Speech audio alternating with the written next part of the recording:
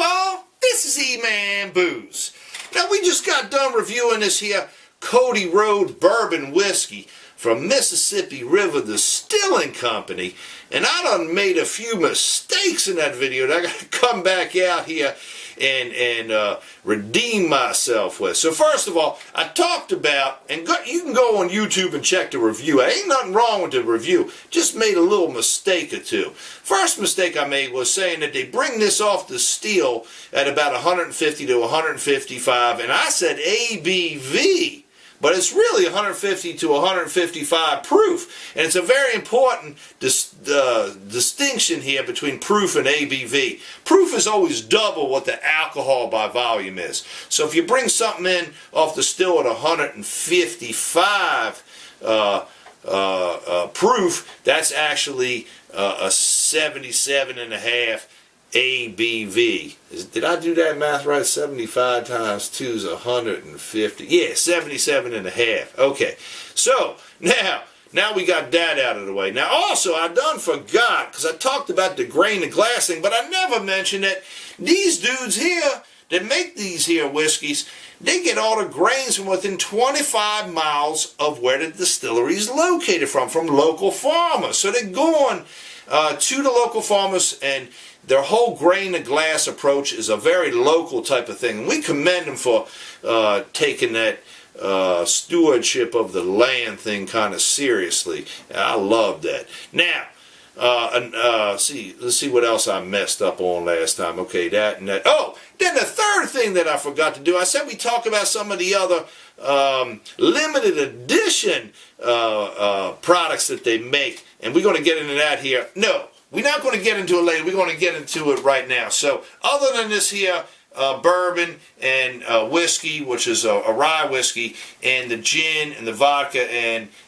the unique spirit, which is kind of like a moonshine, let me tell you about some of the limited whiskeys that these dudes have bought out here recently. You ain't going to believe these. These are cool. They brought out one called 6-Shooter Smoke Whiskey, Stone Fence Apple Cider Whiskey, Iowa Coffee Company Liqueur, Mono Loco Banana Flavored Rye Whiskey, Pride of the Wapsie Strawberry Vodka, and Queen Bee Honey Whiskey. And I also see they're bringing out something else here called Iowish Cream Liqueur, Big Peach Liqueur, Seasonal Queen Bee Honey Whiskey. Oh, they're doing all kind of cool stuff. So you got to check these guys out. Oh, the website, mrdistilling.com. All right, now, the rye. Let me say something about this here. It's only 80 proof. No! Yeah, it's only 80 proof. I'm getting so mixed up with this proof and ABV. It's 80 proof, 40% alcohol by volume, which is a little bit on the lower side for a lot of ryes. But what they're trying to do here is bring out all the fruitiness of the rye grain. And you can only do that sometimes by really dialing back some of the alcohol to let the fruit shine through. Now, also, this is 100% rye. It's tough to make these 100% rye spirits.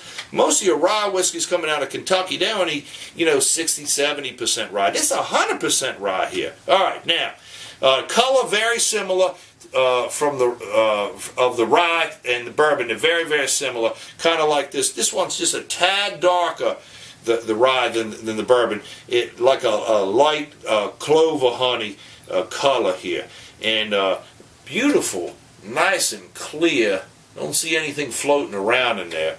But let's give it a nose and see what we're picking up from this special distillation of the rye grain here. See, this is what craft distilling is all about. You pick the fruitiness up of the rye. And what do I mean by that? Well, taste and smell, it's kind of subjective. So everybody tastes and smells things a little bit differently. Let me tell you what I'm smelling here. I'm getting some fruit. And the fruit I'm getting is something like not quite full-blown pear, a touch of banana, but even almost something like persimmon in here a little bit. So it's got a real interesting note, and maybe even a little bit of a berry tone in here.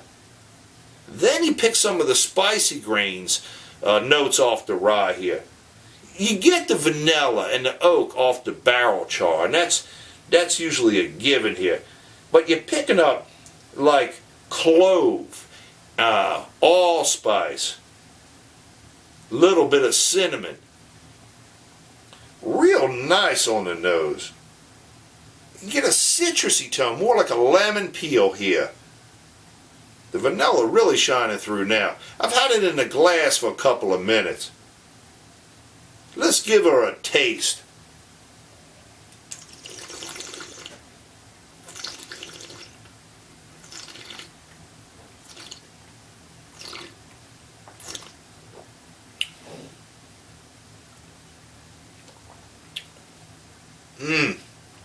The spiciness in the back palate is everything that you want out of a rye.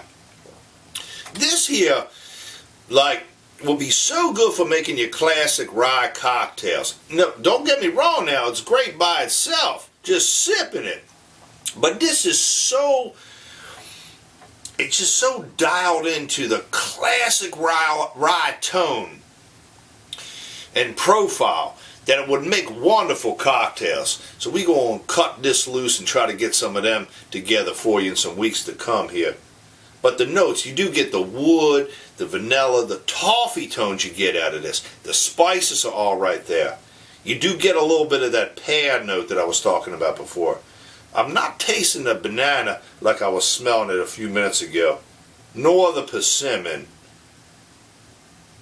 But you know, you smell a lot more than what you can taste. That's why when you smell, you got to keep your mouth open. That's real important there. Let's give it one more whirl here.